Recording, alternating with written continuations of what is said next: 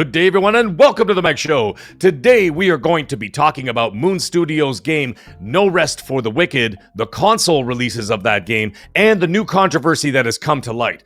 Now, let's get right into this situation. I had heard about this over the weekend, that there was a possibility that this game may be skipping Xbox upon launch, the console launch that is. On PC, it's already available. Now it's been available for quite some time, but it sounded like it was going to skip that. I had heard, and I had received an internal memo from Moon Studios that indeed they said that Xbox and Switch 2 were of the lowest priority over the PlayStation 5 in terms of console releases. Well, now all of a sudden, as of about 30 minutes ago to 60 minutes ago, the media is now picking up on the story and it's gaining steam. So I thought it would be prudent to talk about it and get right into the situation. I know Windows Central reported it about 30 minutes ago, Pure Xbox about an hour ago, but either way, the story's out there. I'm going to pull up the Pure Xbox actually article right now, and we're going to go through it.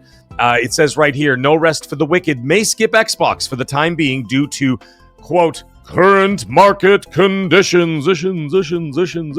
Still trying to figure out what current market conditions means, because every company seems to love that phrase over the last 6 months. But either way, let's get into the story.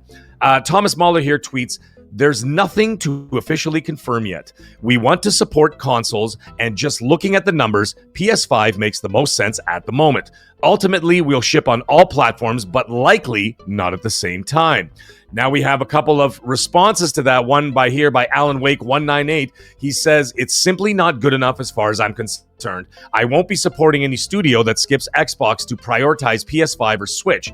I'll spend my money on studios that release games day one and don't treat the platform that I'm stuck with as an afterthought."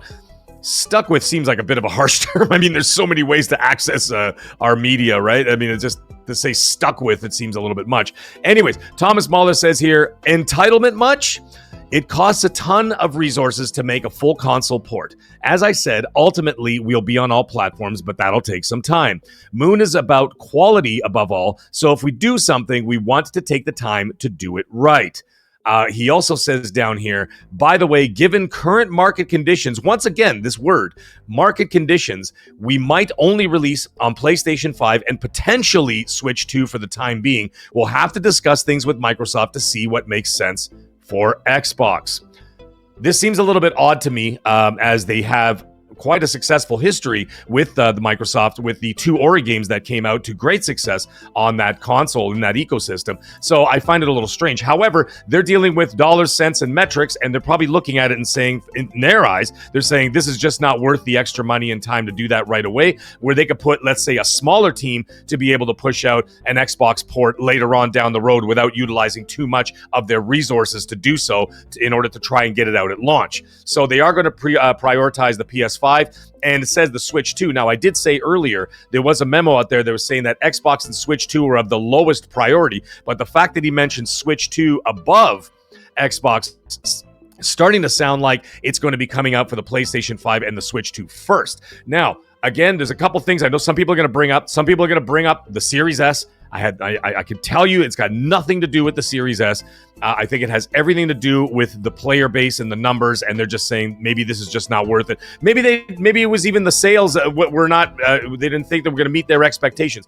I'm not 100% sure, but it seems to be that obviously there is an issue that they do not want to bother with it right now. Like I said, I think their best option is, if they're going to do this, they put a smaller team on the side and then have them work on the port slowly over time and then get it out there without having to utilize their entire team to do so, while they use the entire team to be able to push out the PlayStation 5 and Switch 2. I'm not saying this is right. I'm just saying what the possibilities are as to why this is happening. But either way, I want to know what you think. Are you going to wait for the Xbox port of this game? Are you going to get it on the PlayStation 5 or Switch 2? It's already available on PC now. Or you're not going to get this game at all. Let me know in the comments. And everybody, have yourself a wonderful day and stay magnificent.